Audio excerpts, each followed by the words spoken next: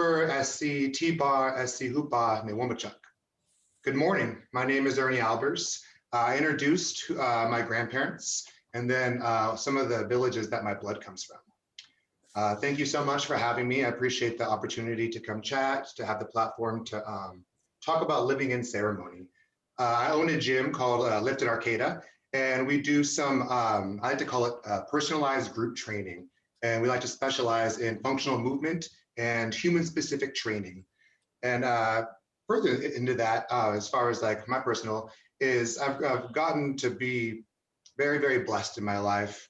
I've got to grow up with my grandparents a lot as a kid, and I've got to grow up in ceremony, around ceremony, participating in ceremony, and it feels really good. And so this presentation is based off all of my experience and all of my time in ceremony. And living in ceremony, what I like to think about is how do we think when we're in ceremony? What is the mindset when we're in ceremony? Well, if you've ever been to ceremony, everybody's usually pretty happy. Everybody's got one goal in mind. Everybody's kind of pitching in, doing their help.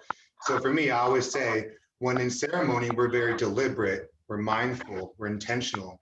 We approach things with love, respect, and through community.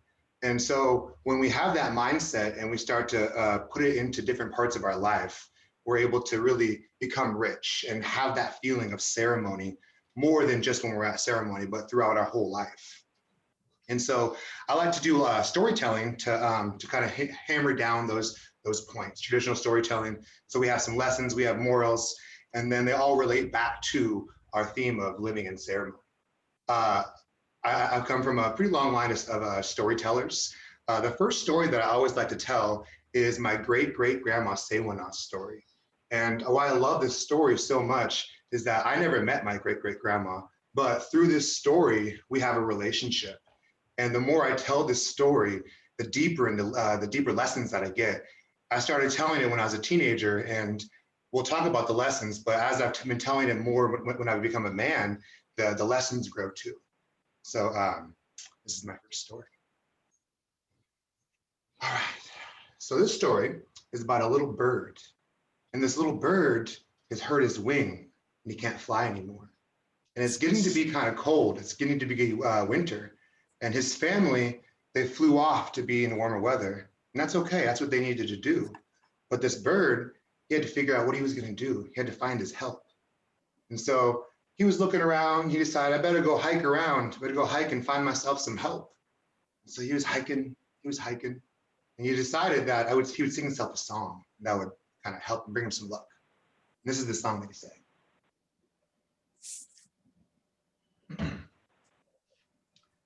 And now, and now, and now, and now, higher, and now, and now, and now, and now, and now, and higher, and now.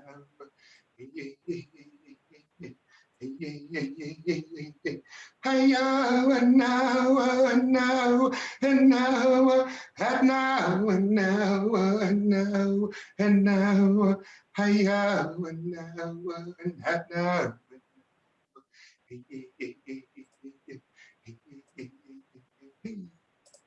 When he ended that song, he came to this beautiful, gorgeous dogwood tree. Flowers, blossoms, all the colors. It smelled really sweet, really good. And that bird thought, it would be so wonderful to stay here. It's so beautiful. I could smell all the flowers. It would be a really good place for me to stay. I'm gonna ask her. And so he walked up to her, said, Mrs. Dogwood, I've come for help. I've hurt my wing and I can't fly to be with my family. I need somewhere to go. I need somewhere to stay for the winter. Can I stay with you? Mrs. Dogwood looked down and she said, can't you see my flowers? Don't you see how beautiful I am? Can't you smell all my good smells? Do you ever think that you could stand next to my flowers? I don't think so. You need to head out. You're trying to steal my beauty. You need to go. So that bird left. He kind of got his feelings hurt. She called him ugly and He didn't think he was ugly, but he needed to find that help. He needed to find his help.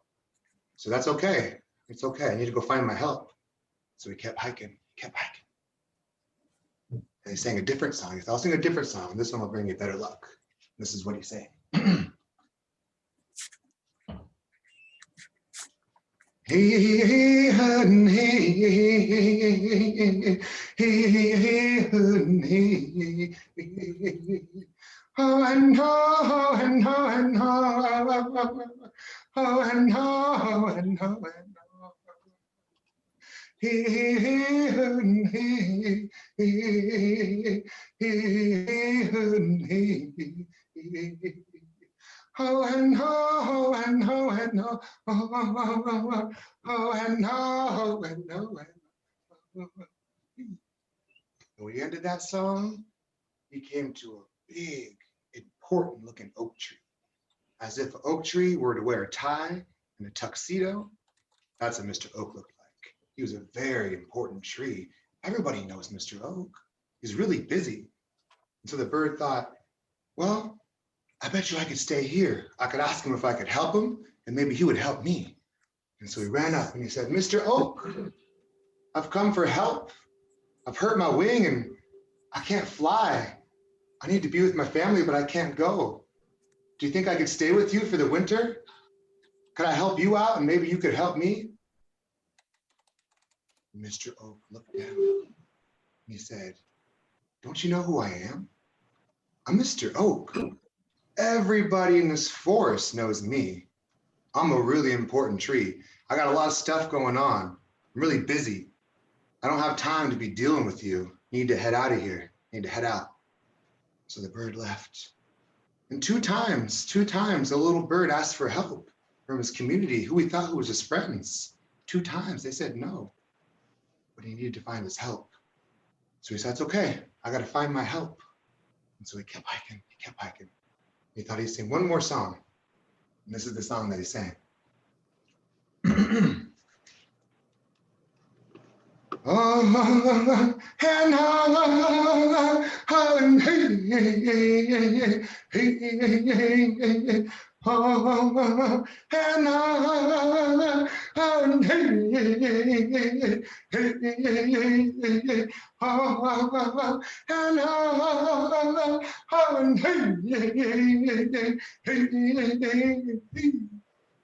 the end of that song, the trail stopped at Mr. Redwood. Big tree, so high it reached above the clouds. Branches stretched out as far as you could see. The bird said, ooh, that's Mr. Redwood. I don't know, if Mrs. Dogwood wouldn't help me and Mr. Oak wouldn't help me, I don't know if Mr. Redwood's gonna help me. I gotta go ask. So he went up and he said, Mr. Redwood, so I've come for help. I've hurt my wing. I can't fly to be with my family.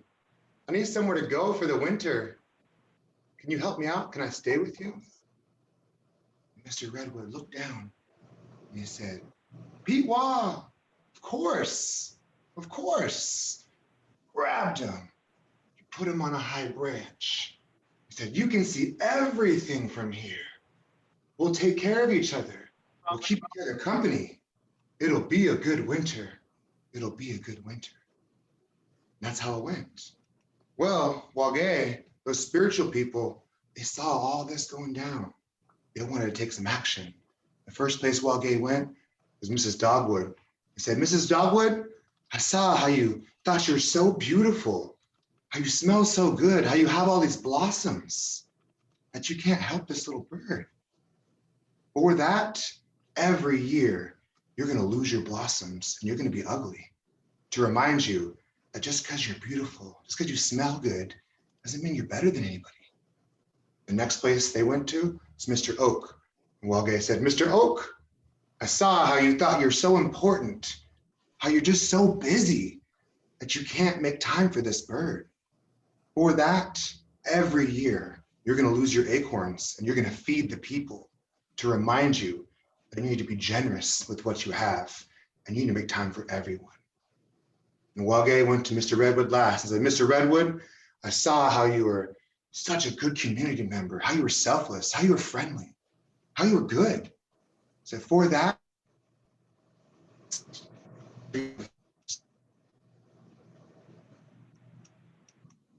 so today, I'm here, this dogwood blossoms and she's kind of ugly. We get our acorns from Mr. Oak, and Mr. Redwood is the biggest, tallest tree in the forest.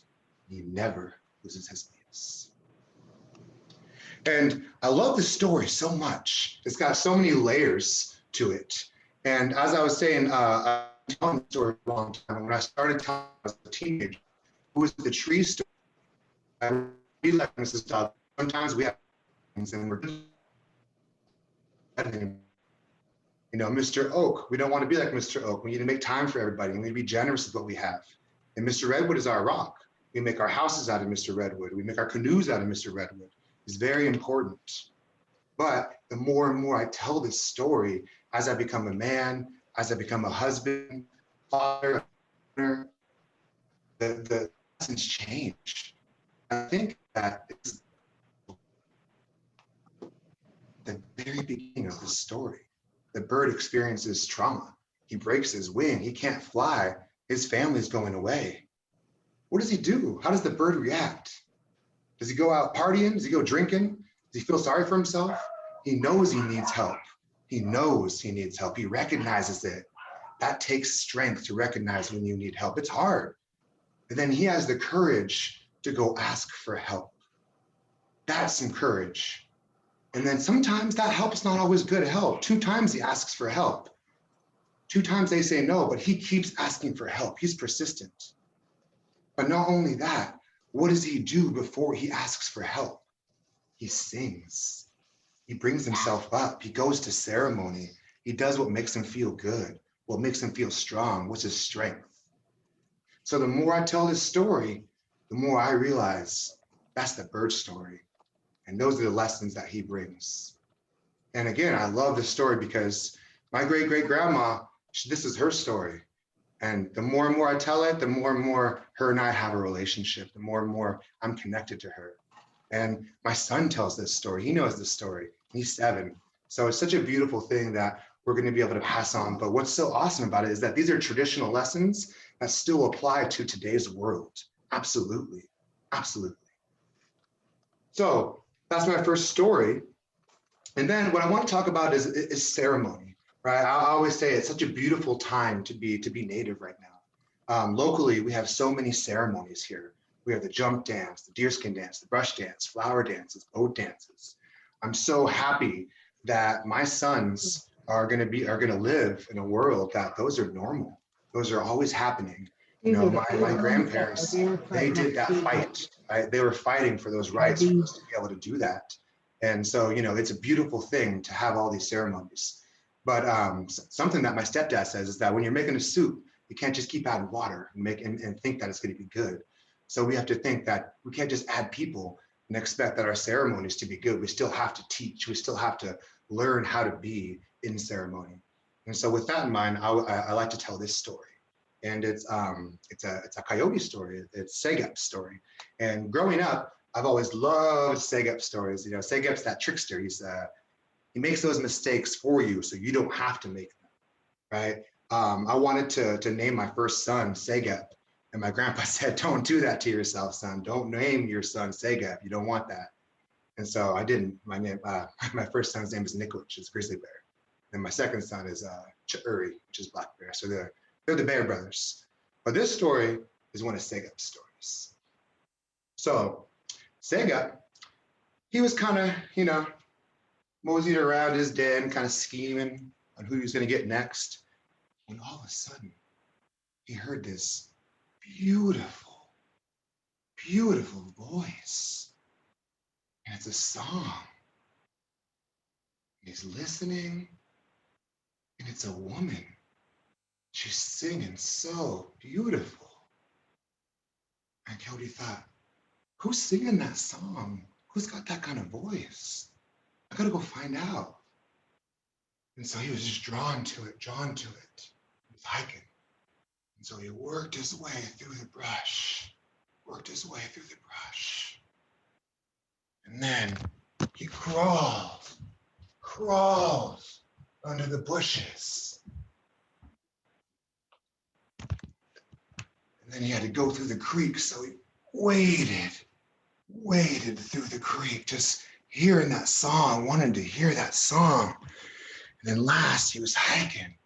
He's hiking up that mountain. You hear that song. When he came up to that top of that mountain, he looked down into the valley. And in the valley, there were these 7 sisters in a line. They were holding hands, dressed in ceremonials, singing, dancing. Beautiful women, beautiful women. And Coyote was just looking, listening, just mesmerized. And pretty soon, those women, they started floating. They were going up and up and up. And he couldn't see them anymore. And Coyote thought, whew, those women. I'm gonna come back. I'm gonna talk to one of them. I'm gonna marry one of those women. Yeah, that's what I gotta do. So he went home and he went back to his den. And he was just thinking, just praying to hear that song again, just hoping to hear that song again. All of a sudden, he hears it. Oh, such a beautiful song. It's more beautiful this time. I hear you, he says. I'm coming. So he goes through the brush, crawls under the bushes, wades through the creek, even faster this time. And he lunges, crawls up that mountain. And he gets to the top of that mountain and he sees them. There they are. 7 sisters holding hands, dressed in ceremonials, singing, dancing. Beautiful women, beautiful song. And Coyote thought, that's a good song, ladies. That's a good song, but you haven't heard my song yet. I'm gonna run down there. I'm gonna sing my love song. And then they're gonna want me. So he ran down there. He started singing. This is what he sang. And now, and now, and now, and now, and now, and now, and now, and now, and now, what? Hey, you know what? No what? Hey, you know what? No what? And now, and now, and now, and now, and now, and now, and now, and now, and now, what? Hey, you know what? No what? Hey, you know what? Hey, when he, when he, when he, when he, and now, and now, and now, and now, and now, and now, and now, and now, and now, what? Hey, you know what? No what? Hey, you know what? Hey, when he, he looked at him. Nothing. They just kept singing their song. And pretty soon, they're floating. Then they were gone. And Coyote thought, well, they must not have heard me. Because if they would have heard me, they would have talked to me, because that sounded good. So I'm going to go back home. So he went home. He was just waiting for that song, hearing, listening. And all of a sudden, there it is. Whew, beautiful song. I'm going to marry one of those women. So he started hiking. He went through the brush, crawled under the bushes, waded through the creek as fast as he could, climbed up that mountain, sprinted up it. And he looked down in the valley. And there those 7 sisters, holding hands, dressed in ceremonials, singing, dancing. Beautiful, beautiful women. And Coyote thought, you know, this time I'm gonna run down there, I'm gonna jump in the middle. I'll show you how much of a man I am, how strong I am. Then they're gonna want me. He ran down there, hey, jumped in the middle, real hard, real aggressive. Those ladies said, whoa, Coyote, whoa, take it easy. We can see that you wanna dance with us. You're making it kind of obvious, but you're gonna dance with us. Dance with us, Coyote, dance with us. We have a long way to go. We don't come back together, we're not gonna come back. Coyote says, okay, I can dance with you ladies. Steps in line, starts dancing. And they start to dance. And Coyote starts hearing that song and he starts thinking, I'm gonna show off. Dancing real hard, getting down, trying to show off. Those ladies saying, calm down. Take it easy. You have a long way to go, Coyote. We don't come back together, we're not going to come back.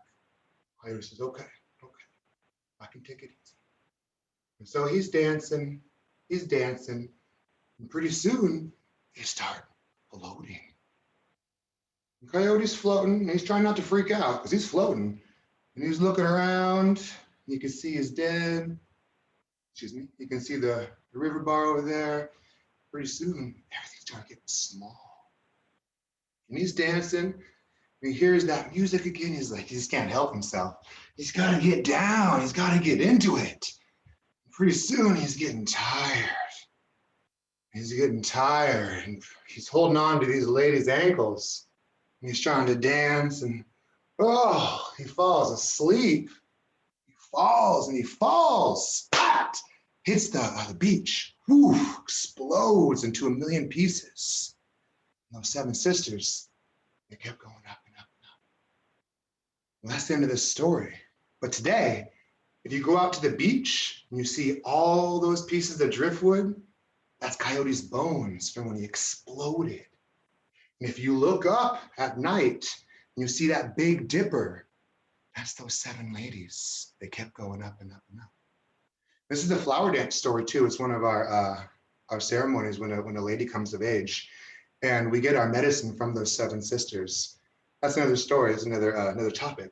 But why I love telling this story is it's a ceremonial story.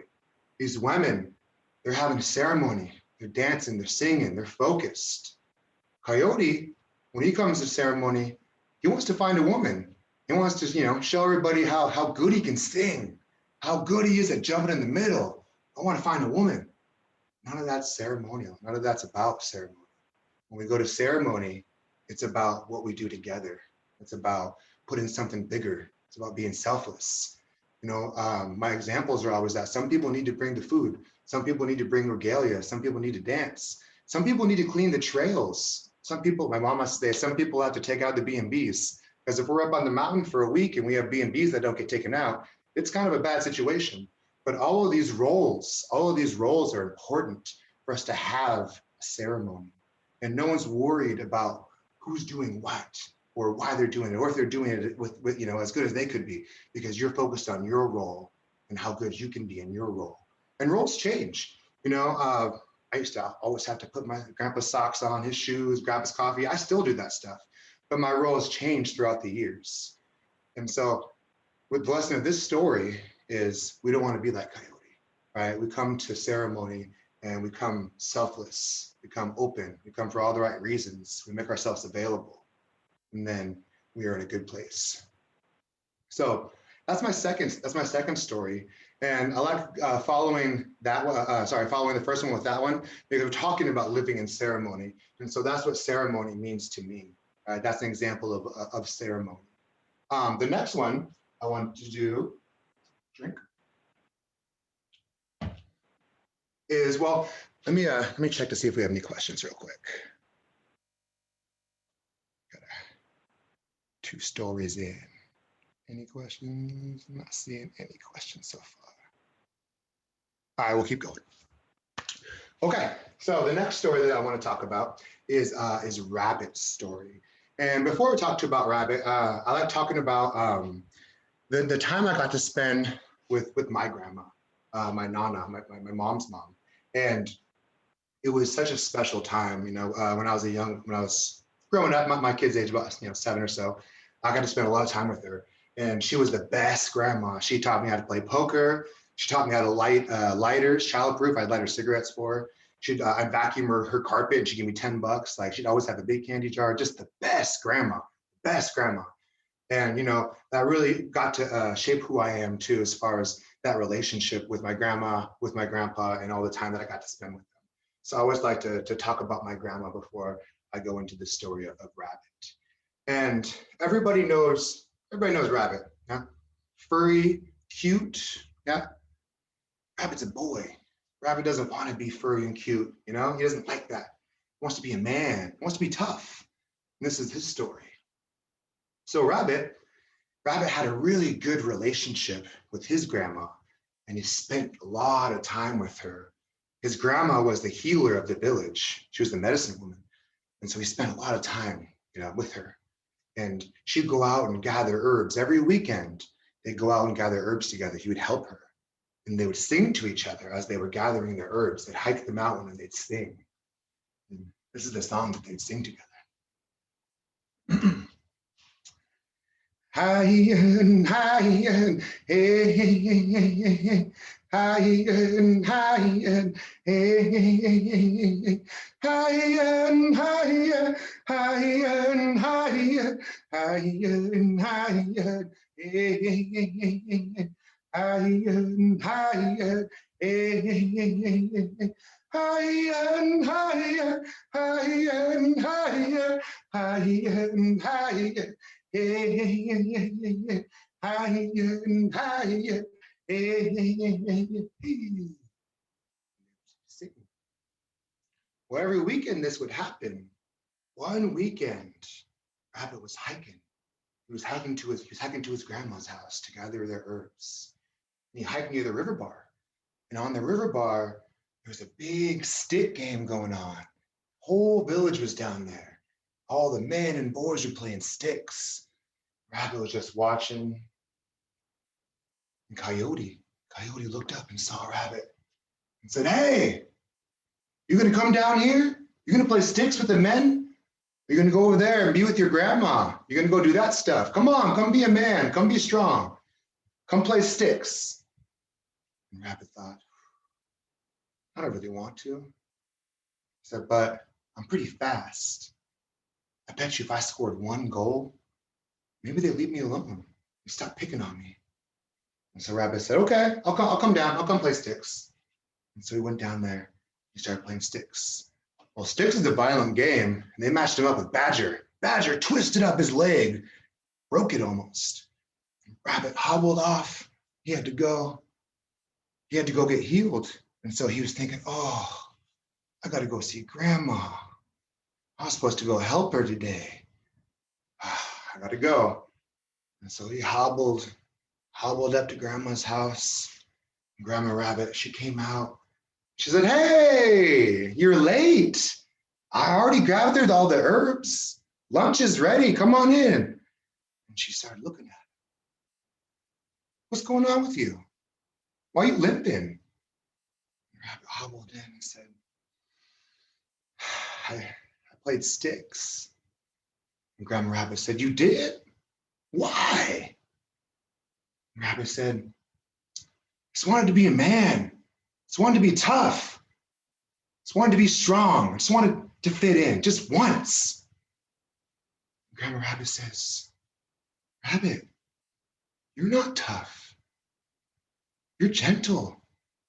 You're special. You're caring. I'm training you, Rabbit. I wouldn't train those guys. They don't deserve it. I'm training you. Don't you see? And Rabbit, it's okay. Okay, Grandma. And that's how it went. Well, years pass. And Coyote, well, first, years pass and there's a sickness that's going around in the animals. Some animals are dying. Coyote's getting really sick. He's getting really skinny. And his family says, you need to go to the healer. You need to go see Grandma Rabbit. We need you to take care of us. So go take care of yourself. And Coyote says, okay, I'll go see Grandma Rabbit. And so he hikes up to go see Grandma Rabbit. And he didn't know that Grandma Rabbit had retired. And Rabbit was the healer now. And when he saw that, he says, oh, I can't ask for help. I treated him so bad. He's not going to help me. No, I can't ask. And so he went home. He just kept getting more sick and skinny. And his family said, please, Coyote, go get healed. We need you to take care of us. Go get healed. Go take care of yourself. Coyote says, okay. And so he hikes up to Rabbit. He throws himself at his feet and says, Rabbit, I'm so sorry. I'm so sorry that I did that to you. I'm so sorry I was mean to you. I need your help. I'm dying, Rabbit. My family needs me. Can you help me? And Rabbit was square in his eyes. and says, Pete, wow, of course, of course. And he heals him. That's the end of the story. But this story, right? I wanted a story that kind of, originally this story, I wanted a story that would cover some stuff that is through today, which is kind of some bullying, right? But then with this story, the more I tell it, the more I also realize that this is Rabbit's story, right? The basic ones are, don't be that coyote. You don't want to pick on people, right? You need to let people be who they want to be. This is Rabbit's story. And Rabbit utilizes what makes him different as a strength. He is different. And as a young person, all you want to do is fit in. You don't want to be different. You don't want to stand out from the crowd. But then as you grow up, you start looking around and seeing the people who are making a difference are different. The people who people look at and idolize are different. They don't fit in with the crowd. They don't do what everybody else does. They're different. Different people make a difference. And so when you recognize how you're different, why you're different, and then you utilize it as a strength, you don't look at it as a weakness. It's a strength, and you use it. That's going to make you strong. And so for Rabbit, that was his gentleness, right? That was his goodness. He didn't have to be tough. He didn't have to be a strong man. He had, he was going to be a healer. So that's Rabbit's story. I'm going to do one more story, and then we're going to do a little bit of movement, and then we'll kind of talk about it again. So I like that story kind of gets me going a little bit. So I like to lighten it up a little bit with a different story. And this story is it's Buzzard's story. So everybody knows what Buzzard looks like, right? Everybody knows who Buzzard is. He's got this bald red head and he eats all the dead stuff, right? That's Buzzard. Well, Buzzard didn't always look that way, right? Buzzard used to have this gorgeous black hair, like somebody else I know, and it was long, and he could fly, right? And so for these reasons, Buzzard thought he was something else. He had beautiful black hair, he could fly, he was a pretty big bird, he was something else. This is his story. Well, this story also comes at a time where there was a food famine. There's not a lot of food around, right? And so animals are getting hungry and they're getting cranky. And so they decided they call a meeting. Like, we need to have a meeting. Let's gather up and figure out what we're going to do. So all the animals gathered up and they burned some root and they prayed. And then they started just, conversating, brainstorming about what was going to be the best idea to move forward. How are we going to get through this time? And so the best idea was that everybody was going to go home and they're going to gather up all the food that they had stored up, right? And then they were going to come in and put it into a big pot, and they were going to make a stew. And hopefully that stew was going to be enough to sustain everybody. And so that was the plan. Everybody went home, they gathered up their dried seaweed and their fish, their acorns, and they brought it over and they put it in the pot. And they started stewing it, yeah? And it was simmering, and all that smell started going out. And the animals, they smelled that smell, and they're, oh, I'm so hungry. And so they lined up, and they were lining up. Way in the end, it's Buzzard. And Buzzard's looking around, and he's like, why am I back here? Why am I in the back? I got this beautiful hair and I can fly. None of these animals around me can fly. I should be in the front. I shouldn't be back here. And so he's thinking to himself, what's gonna be my plan? And so he thought, I'm gonna fly really high so no one can see me. And I'll fly to the front of the line, scoop down, get some soup, and I'll come back over here, and then I'll wait until my line again, because I'll get 2 orders of soup. I need it. I deserve it. So that was his plan. So he kind of looked around, made sure no one was around, no one was looking at him, and whoosh, he went up really high.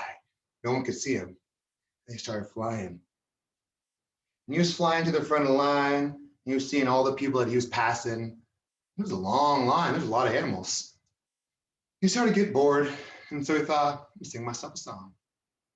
And this is the song they sang. Ananun hey yo. Ananun hey yo. Ananun hey yo. Ananun hey yo. Hey yo. Hey yo. When he Ananun hey yo. Ananun hey. Ananun hey yo. Ananun hey yo. Hey hey. When he oh man, it was soup time. He started flying down and down. He was going faster and faster. And pretty soon that soup came up fast and he put his brakes on. But it was too late. Slam right into the soup. Burned off all his hair. Burned his head red. And he took off. That's the end of the story. But today, if you see Buzzard, he no longer has this beautiful black hair. His head is burnt red. And if you see him circling around his food, he's waiting because he thinks his food's still hot. That's my Buzzard story. So I like telling this story because it's kind of goofy. It's kind of funny. I do a lot of summer camps, right? Kids stuff. And this one's a good one because it's like, be patient, wait in line, wait your turn. But I also like peeling back the layers where it's like, what happens in the beginning of the story, right? There's a situation that needs to be handled. There's not a lot of food. And so the animals, they come together. They have a ceremony. They burn root. They pray. They brainstorm together. That's the lesson. When stuff happens, when we need help, when we're not sure what to do, we have a community. We have people we need to ask, people we need to brainstorm with. We need to pray. We need to go to ceremony. So similar to what we're doing today. We're gathering up. We might be brainstorming. We might be trying to figure out how we're going to move forward in a good way. That's a ceremony. Bring ceremony. So why I like this, right, is I like talking about primal needs. And some of those primal needs is ceremony. So when I mean primal is what we've been doing since first evolution. So I have a mentor that says, if you put your arms out, right, and just about that nail right there would be the timeline of what we think of, right? And then there's so much of evolution of these humans that we go through, right? And so for me, the primal needs are ceremony, communication with the environment, right? Interaction with your environment, going outside, connection with people, right? Ceremony, being able to be vulnerable with the community. And a lot of times these priorities, right? These things aren't taught today in our society. Right? We like to get in boxes. We're going to go into a box of our house, then we get in a box of our car to go in a box of our office. We hardly ever interact with our environment. We might live in an apartment complex and never have a relationship with people that we sleep next to 10 feet away, but we may not know their name. In evolution, that's crazy, right? If you live next to somebody, you'd have a relationship with them. They'd be part of your community. You'd be helping each other.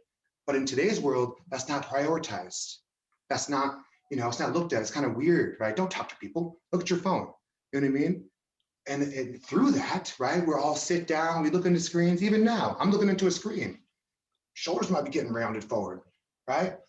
People got shoulder issues. People got hip issues because we're sitting on chairs, we're sitting in our couch, we're laying on beds. But traditionally, evolutionary, we wouldn't be sitting in those things. We'd be in a much active lifestyle. Coyote has to go through those brush. He has to hike under that bushes, wade through the creek, hike up the mountain. Right? Those are the same things that we'll do in traditional life that would put us in good positions to be physically fit, but also make our mental state a lot better. Because when we start giving ourselves what I like to call those primal needs, feels good. Feels good to be a part of a community. Feels good to interact with nature. Feels good to move your body, because that's the things that we've been doing for thousands of years. No wonder it feels good. So with that in mind, we're going to go into just a little bit of movement. If you're not comfortable, it's okay. It's always challenge by choice. But this is, we're going to go into a little bit of a warm-up. I like to say active shoulders and mobile hips. So if you sit for a living or you stand for a living, or pretty much if you're a person, this is going to be good for you, right? Like I was saying, I just do a lot of human specific stuff. So not necessarily sports specific or aesthetic specific, but one of my primary goals as a gym owner and as a trainer is to get people to rethink what their idea of a workout is. You know, I get a lot of people come in that, you know, they want a workout that's going to put them on the ground. They want a workout that's going to make them so sweaty, so sore, so shredded. But nobody really talks about a workout that's intentional to and specific to their body. How do you move outside the gym? How is your body feeling outside the gym? How do we make our gym life different to make your outside life different? So thinking, having those priorities of quality of life rather than like we were talking about sports or aesthetic specific. So this warm up, we're just going to start here. I'll see if there's any questions first before we start.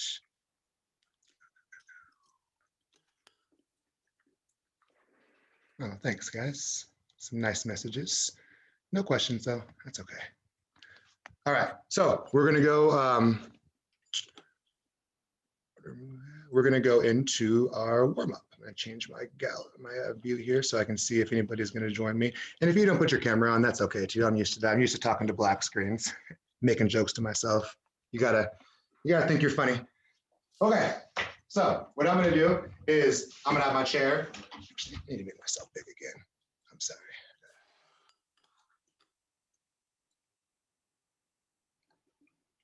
Okay, that'll work. All right, so I got my chair and we're going to start from the bottom. We're going to raise one foot up and then I'm going to draw circles with that toe. I'm looking for like 5 circles, big circles. 5 going one way, 5 going back the other way.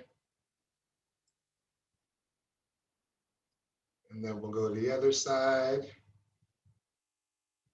Big circles. I don't ever wear shoes too. Hope you're not offended by my feet. 5 one way, 5 the other way. I get pedicures. Once we got the 5 and 5, then I want you to think, bring your feet together and your knees together. And then I'm gonna have my hands on my knees, a little bit of a bent knee. And then I'm gonna draw circles with those knees. The side looks like this. Little circles. 5 going one way, and then 5 going the other way. And then we'll come up the body a little bit. And we're gonna go to our hips. Hands on the hips, feet are about hip width apart. And then we're gonna do some, open up those hips and then push that booty back there a little bit. If you watch SpongeBob, this is bringing it around town. 5 one way, 5 the other way, bring it around town.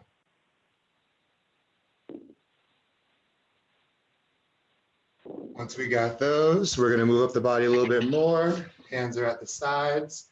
I'm gonna reach side to side. A little stretch on the sides.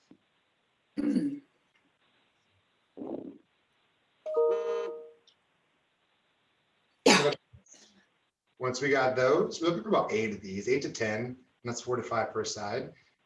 Then I'm gonna do some big shoulder rolls. Big shoulder rolls. Go forward, up, roll and back. We're looking for about 5 or 6 of these guys. While you're doing this, make sure you're breathing. Big breaths. 5 or 6 one way, and then we're gonna go 5 or 6 the other way too, making sure that we're gonna get that forward.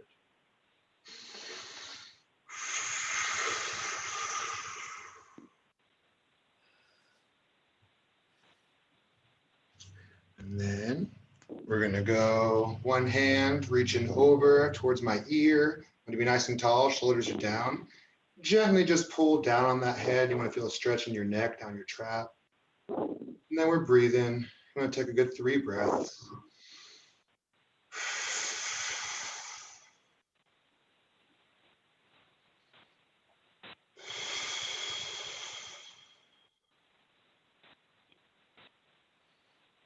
And when you have your 3, we'll just come back to center, and then the other hand, other side. Just a gentle pull, nothing crazy. Working the breathing.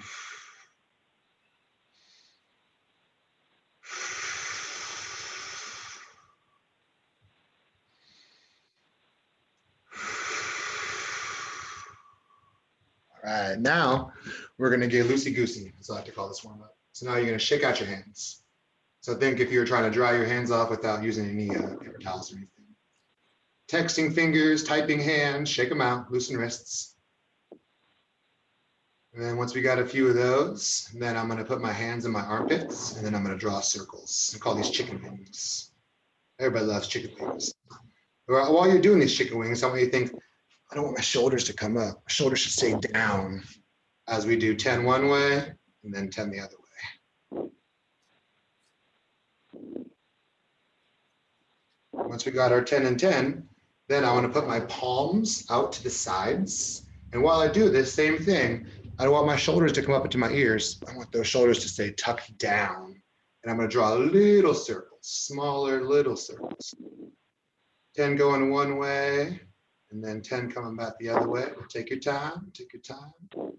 Small circles with the palms, and the shoulders stay down and tucked. Once you have your 10, then I'm gonna have my elbows at shoulder height. If you need to shake it out, you can shake it out. Elbows at shoulder height, palms are down, fingers are pointed forward. And then, while keeping my elbows stationary, I'm gonna rotate my hands up, and then rotate them down. But check out my elbow. When it rotates, I don't want it to come down. It should stay up there. Elbow, shoulder height. And we're gonna do this one 10 times. Little internal and external rotation. But watch how my shoulders, they stay down. They don't come up, they don't go forward. Tuck them back, 10 times. And this should start getting those shoulders warm, yeah? Nods, smiles. Once we have our 10, I'm gonna call it 10 here. Then we're gonna freeze in the starting position, this right here, and then we're gonna do some rotational rows. So what it looks like is from this position, I'm gonna reach towards you, palms come up, shoulders stay down, reach, extend the arms out, and then you're gonna row back and rotate those palms to the starting position. We're gonna do that one 10 times. These are called rotational rows. So palms are up, extended forward, and then we rotate the palms as we're rowing back and squeezing the elbows. We're gonna do this one 10 times. Yeah, so what we're trying to do is wake up those scaps, that upper back, right? Not trying to be trap dominant. I say, don't get trappy, you wanna get scappy. The more we can activate it, wake it up, the more we're gonna be able to utilize it throughout the day. The more we're not gonna be shrugging forward or rolling forward. Hey, is there anybody, how many open in there? Once we got the 10, then we're gonna do a little shakeout. I always say, we can't hug each other yet, so we gotta give ourselves a hug. Janice, I'm giving you an air hug. You're in the middle of my screen, so you're who I'm hugging today. Good. All right, now we're gonna go, we did a lot of shoulder stuff. We're gonna go back down for our legs a little bit. We're gonna practice a few good mornings. So a good morning, what that looks like is a hip hinge. So I'm gonna have a little bend in my knees. I like to poke my hips back, right? And I have a nice flat back. I'm not rounding, nice flat back. And then I stand up tall. And I wanna do that 10 times. Think, poking the hips back, pushing your feet down into the ground. You want to load here, right? You should feel in your hammies, and then stand up nice and tall. 10 times. That was 2 for me. So toes stay on the ground, push into the ground, stand up tall. Or I like to say we're having a bowing party. Bow and stand up. A bowing party. Poke the hips back.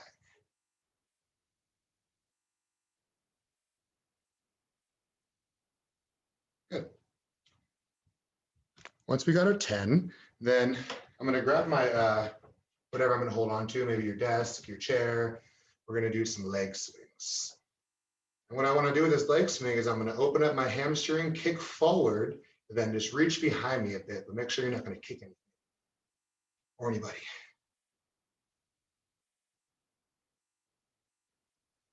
And we'll look over about 8 to 10 of these. Then once you have 8 to 10, then I want you to turn and face whatever you're holding, and we're gonna go side to side.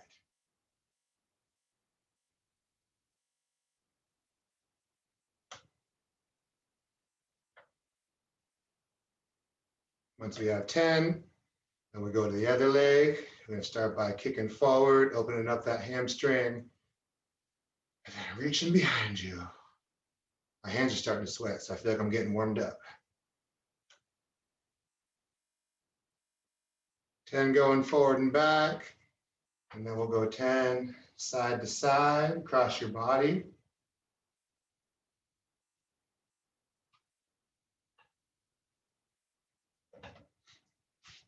And then we're gonna do some hurdles, or I like to say that, I'll show you what it looks like first.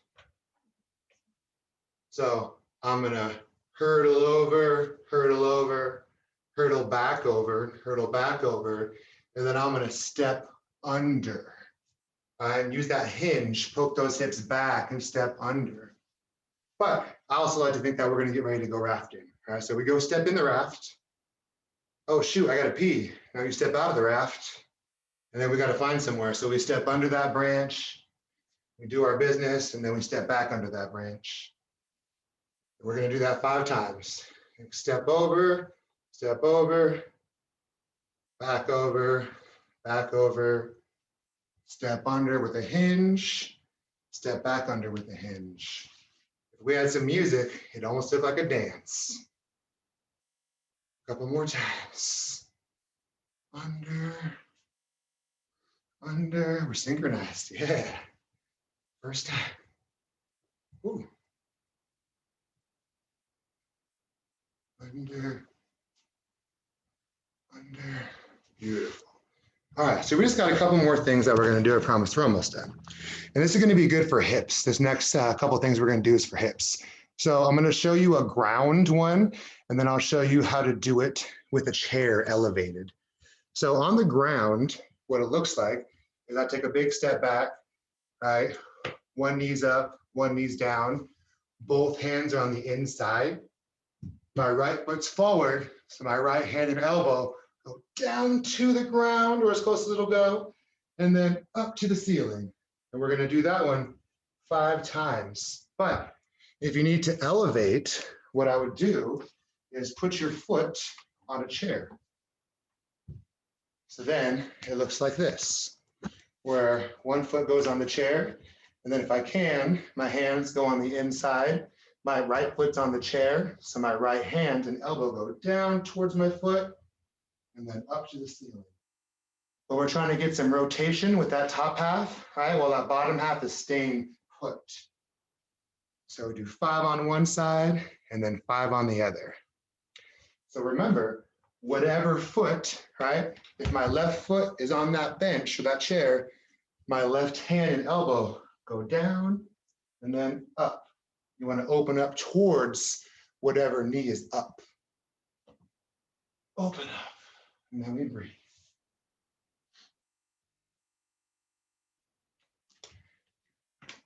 So the last one, the last stretch we're going to do is similar to what we just did. The spider in a reach is what we call that.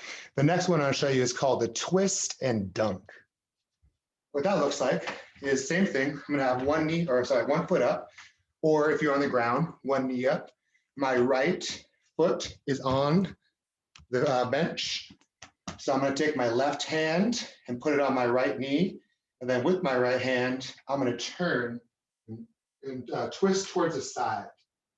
So you're twisting towards that knee that's up. And then we go back to center. And now my right knee is still up there. I'm going to take my right hand, put it on my knee. And now the left hand reaches up and over for a dunk. I've never dunked before, but I feel like that's what it would feel like.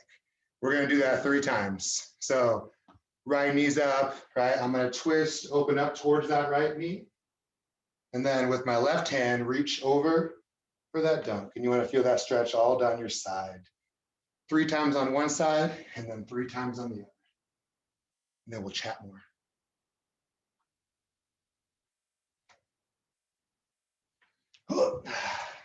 This is my favorite one. Twist and a dunk. I don't know if there's any basketball fans out there. And here's my last one. Twist and a dunk. All right. see if I can make my screen different again. Perfect. Okay. So why do we do that? It's a lot of this stuff that we're talking about and a lot of stuff that we're doing, especially the ground stuff, right, is very traditional. I like to relate it to ceremony. So in our local ceremonies, right, some of those positions that we go into, deep lunges, deep squats, single leg positions, split stance supporting awkward weight with rotation. All these things that we were just doing, right? Rotational, single arm, single leg activation. Those are the kind of stuff that we've been doing. Traditional life, locally in our houses, we have to crawl to get into those houses, right? And hinging, we used to have to, if we're gonna go gathering, how many times do you have to bend over to pick stuff up? How often do we have to hike, bend over, pack loads? All these things about traditional life and ceremony made us fit as a byproduct from that. And so none of these things that we talk about, like these diseases that we're experiencing now, falling, all these things that we have now, those weren't things back then. Why? Because of our diet, because of our way of life, right? So the more that we get back into our traditional values, our traditional eating, our ceremonies, moving our body, the better we're going to feel, the more we're going to be able to build something special together, the stronger that we're going to be together. So I got one more story, and then I'm probably going to cut you guys loose because I know you guys got another presentation coming, and you might have to go to the bathroom or get some food or something. But here's my last story, and then we'll chat a little bit more. So my last story is a Coyote Story, Segap. Like I said, he's one of my favorite characters. He's awesome, but he makes those mistakes for us so we don't have to make them. This is his story, one of his stories. So this story, no animals had tails yet. There were no tails. And in Wage, those spiritual people, they're thinking, we make some tails, So they're called big meeting. All the animals came. And Wage, they were saying, listen, I'm gonna make you some tails. And I don't want you to worry about what tail you're gonna get, because I'm gonna make a tail individually for each of you. And so tomorrow, come back and I'll have a tail for you. And so that was the plan. All the animals took off and they started talking. They were so excited. Some wanted big tails, some wanted little tails, some wanted red tails, blue tails, yellow tails, all these different tails. Coyote wanted the best tail. He wanted the biggest, shiniest, best tail that all the men would be jealous, all the women would kind of come talk to him. That's the tail that Coyote wanted. But he's thinking, how am I going to get this tail? I got to be first in line.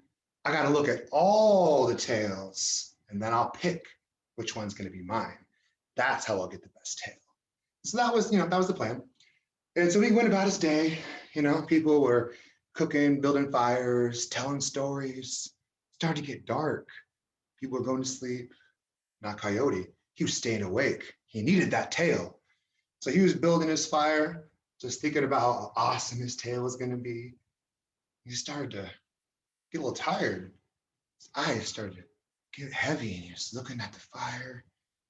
And it was just so warm, and it was nice. And he was just, I'm not going to make it. And he thought, well, when I'm at brush dance, I can stay awake all night. I bet if I sang a brush dance song, it would wake me up. And so this is what he's saying. Oh, when he know, hey, hey, no. Oh, when hey, hey, no. When he, when hey, oh, when hey, when hey, hey, oh, when hey, when he know, hey, oh, when hey, oh, when he, oh, when he, oh, when he, oh, when hey, when hey, hey, and oh, when hey, when he, hey, Oh, and hi-ya-ya, hi-ya-ya, and oh. As he was singing, he sang himself to sleep. He was sawing logs, and backing up, sleeping. He was out. Meantime, it started to get light. It was morning. It was tail day. All the animals raced to the meeting spot. Fox got there first. He's a fast little guy. And Fox said, I'm pretty fast. And I'm always racing around. People can't really see me. So I want a big red tail.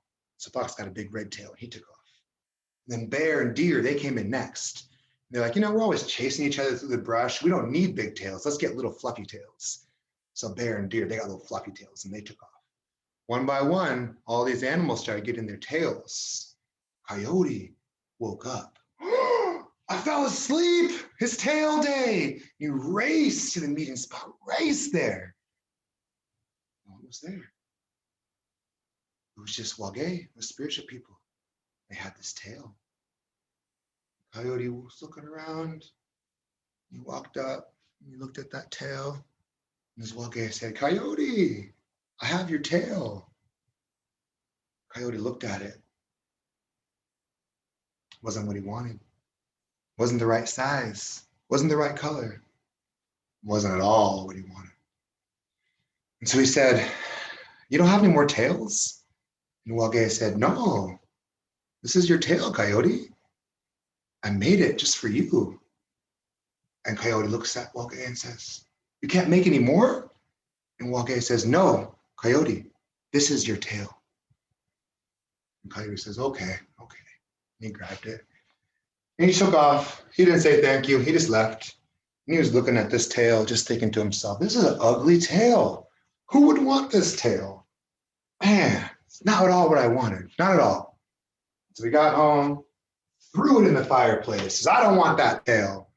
And so he walked outside to get some air. And as he was walking out there, he saw all these animals running around, shaking their butts, showing each other their tails. Everybody was happy. And Coyote thought, ooh, I'm gonna look weird if I'm the only one without a tail. So he ran back inside and he grabbed that tail, threw it on the ground, stomped it out. And he picked it up, looked at it. And it was this ugly, burnt up looking tail.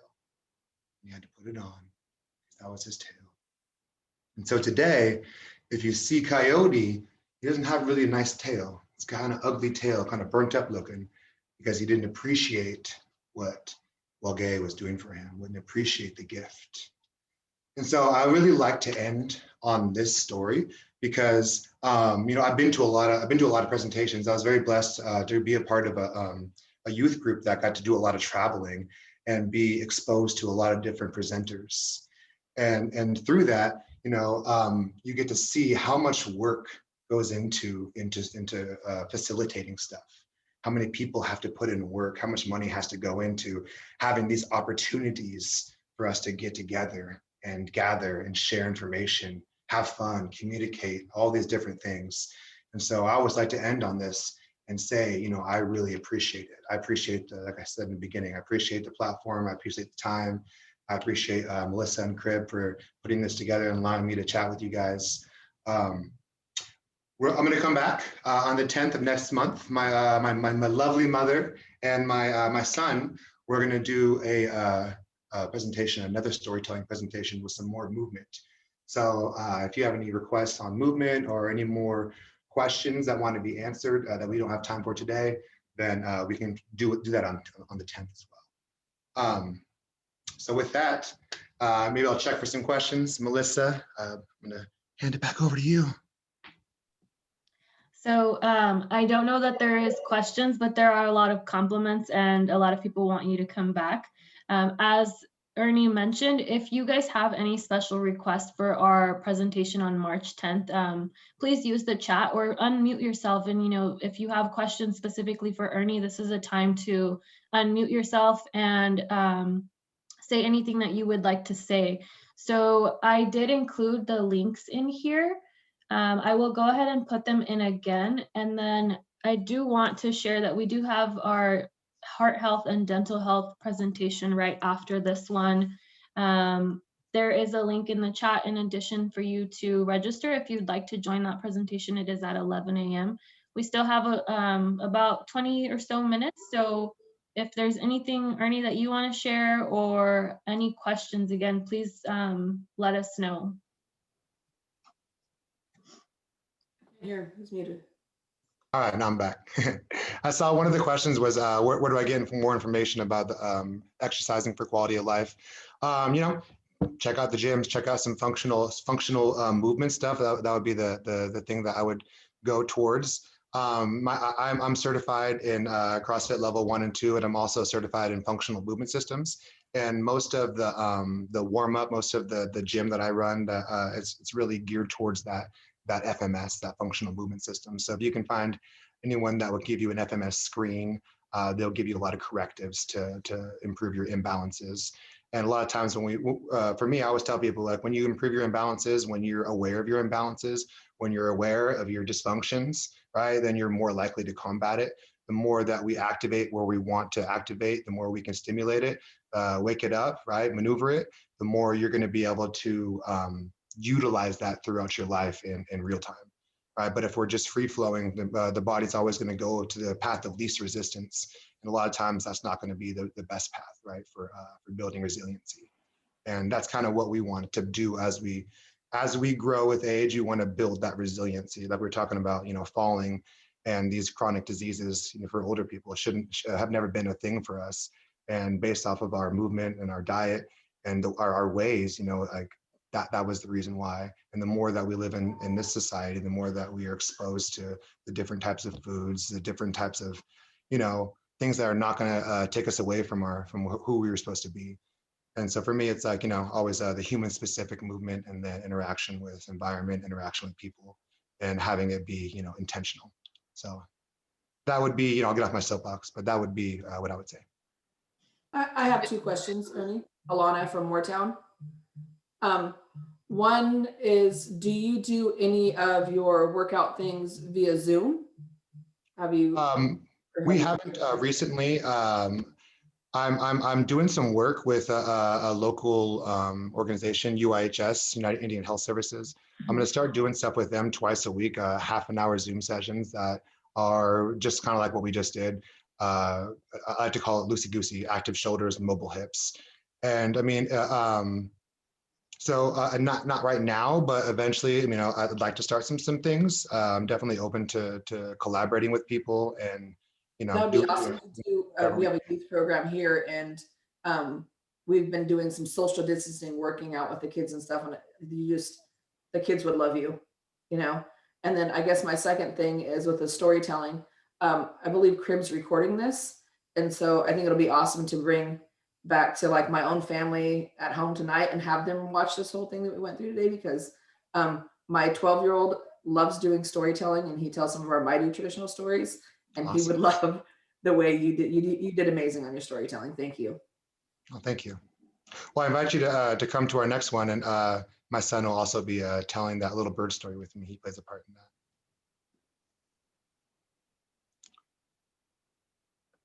All right, see if there's any more stories any more questions.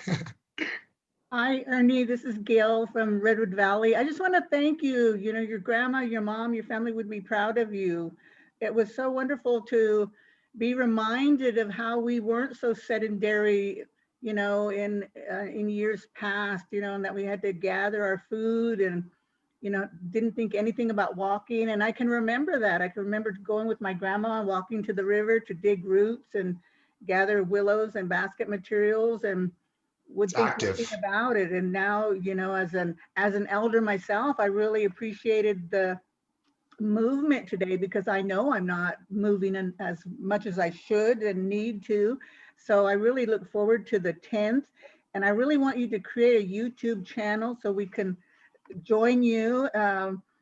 You just have a way, you have a gift, you have a gift, you're fun, and I like that you adapted the exercises, to those of us that don't want to get on the floor because we can't get up. But thank you, Ernie. You're a blessing to us all. Thank you. That's part of my my spiel in the gym too. Is if if you ever come to one of my classes, we spend a lot of time on the ground in the beginning. And the idea behind that is it's developmental. You know, when you watch, like I watch my 1-year-old, you know, as he gets older, you know, there are all these milestones that he has to accomplish, or he has to go see a specialist. But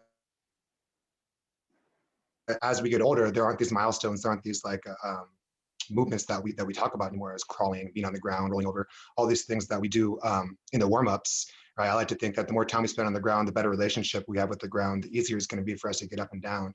But right now, when you see a lot of older people, they don't want to go to the ground because it's hard to get up. But it's because we've been in our society always taught to sit on chairs, or, you know, to be in a bed. And a lot of times people who are on the ground, you almost have a lowly look on them, like, oh, you know, they sit on the ground. But in fact, that's like, you know, more human than anything else. So anyways, I could talk your faces off, and I told Melissa to give me a frame so I could just stop talking. You still have time, and there are a couple more comments in the chat if you want to go in there and look. I think one of the questions that may not have been answered already is from Bernadine. Bernadine. Are your stories told on specific times of the seasons? No. I usually tell them whenever. Most of them are family stories. A couple of them I've made up. No, I usually tell them whenever. I like to, honestly, I like telling them, particularly because locally we have a lot of ceremonies in the summer, just because that's the easiest time for everybody to get together. But throughout the year, not in the summer, it feels like there's not a time to connect. There's not a time to teach, to you know, for us to have to be a community and have it be in a regular thing. So for me, that's the most ideal time. Obviously, in the summertime when we're in ceremony, like it's good to be around ceremony and to teach. But sometimes it gets to be too busy in the ceremony that we're not able to teach. And so it's I think it's an important thing throughout the year, not in the summer, to have storytellings and teachings so that people they have the opportunity to learn, but they also have the opportunity to feel connected and have, you know, feel love. I always say, you know, for the gym, I want to provide people the opportunity to experience self-care and community. And when you have self-care and community, then, you know, you're strong, you can take on anything. And, you know, it's just a matter of going out there and finding it.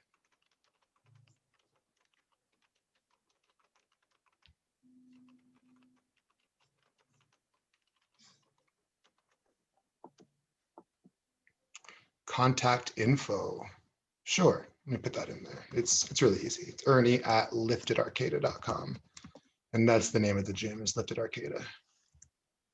And Donna, I do want to say that this has been recorded, so you can access it on the Crib YouTube channel.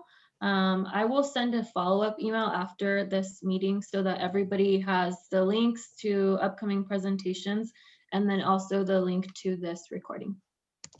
Thank you. Ernie, do you want to share a little bit about the presentation on March 17th as well, since it's kind of part of your team as well?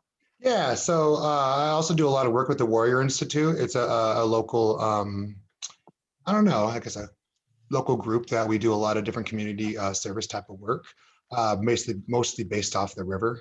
We do a lot of rafting.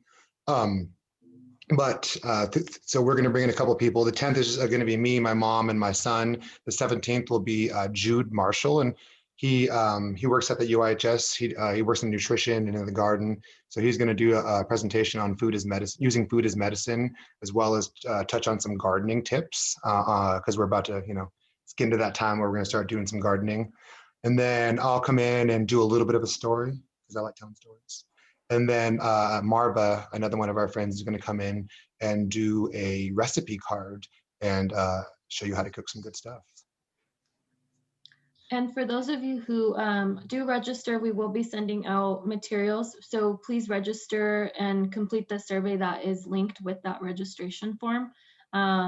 That information will be used to also incorporate more nutrition, cancer education, and physical activity elements into tribal communities. So if you're wondering what the survey is about, that's just a short spiel on it.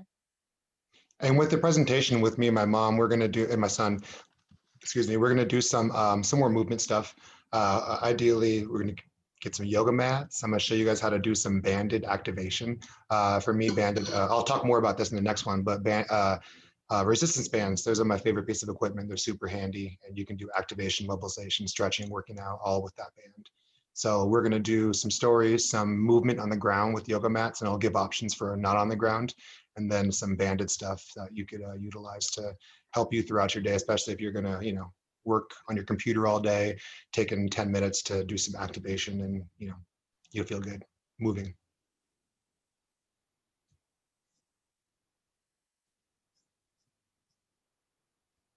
Yeah, so I'll put my email in there, guys. Definitely send me an email. I'm very happy to collaborate, very happy to do Zoom stuff. When COVID's over, I always feel like I'm better live. So just know. I'm a little goofy too, so that comes with it. Anybody else?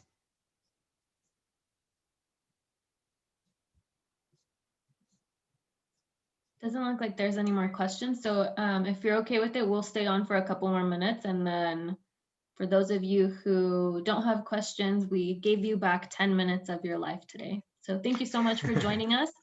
We really appreciate it. And I'm really glad that Ernie joined us, and I'm excited for our next upcoming presentations. Just a little plug in here. Next month is Colorectal Cancer Awareness Month and also National Nutrition Awareness Month. CRIB is having a social media campaign. If you would like to participate, that information has gone out to a lot of our members.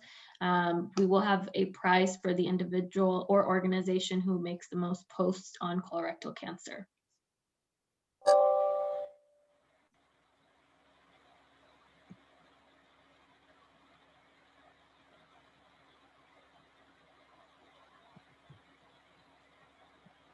All right, y'all. Well, I think I'm gonna take my leave.